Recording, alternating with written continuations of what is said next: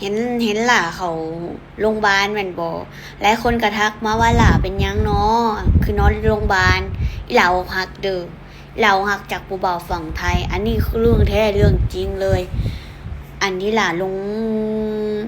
คลิปคู่อะนะก็คือแบบอกหักกันแล้วตอนนี้เป็นเดือนปลายแล้วล็อกกินเหล้ากินเบียร์หลายก็เลยแบบว่าภูมิแพ้มันขึ้น ก็เลยได้เข้าโรงพยาบาล อกหักมันมีอย่างหลายอกหัก